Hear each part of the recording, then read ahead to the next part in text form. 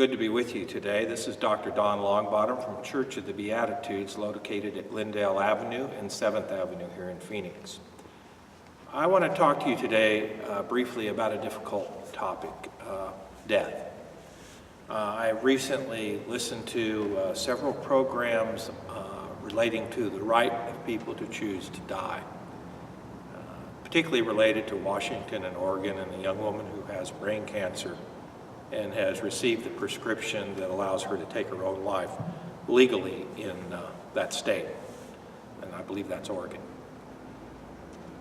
Many Christian pastors will argue from a perspective that if one is to choose death, that's contrary to the will of God. God is in control of that moment, and we ought not to attempt to usurp that authority to God. So to take your own life is a sin. I don't agree with that in all cases. I will stipulate up front that I've done in my many years in the ministry a fair number of suicide memorial services following suicide.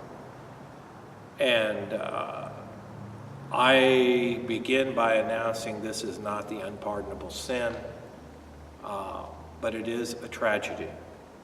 In many cases, but not all cases. When somebody who's healthy and functioning and such decides they must take their own life for whatever reason, that's a sad commentary on life here on earth. But we can't immediately jump to conclusions about that. I believe that God has created us free and autonomous human beings, and that life has what in ethics they call teleological purpose, and that is there's an end purpose to life. There's a quality to life that at some point you may still be moving and eating and taking sustenance biologically, but your life may no longer be an asset or beneficial, and your life may be unrelenting pain and suffering. I do not believe that God intends for us to suffer and to be in pain right up until the moment that in some theology God chooses to take life from us, or the biology of our bodies allows us to escape this suffering.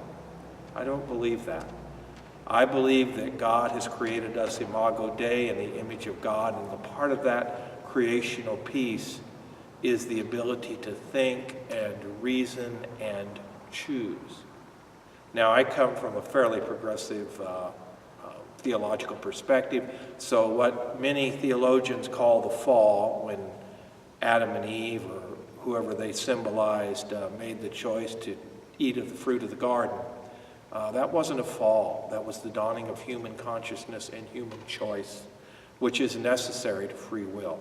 I believe God created us as independent, imago Dei creatures with free will and the ability to make decisions and choices for our own lives. When a young woman is facing interminable suffering and chooses to have a limit to that suffering imposed by herself, I absolutely am in support of that. I would gladly be there and pray with her in that moment and affirm her choice. Now, I know those are around who will say, and I respect them, that this may create a cultural drift where people feel a duty to die, or it may make a commodity type situation where they choose to die because they don't want to spend all their money on health care. They want to pass it on to their children, or maybe they're just people who like to be in control and don't want to face the out-of-control situation that dying biologically can provide. Okay, that may be true.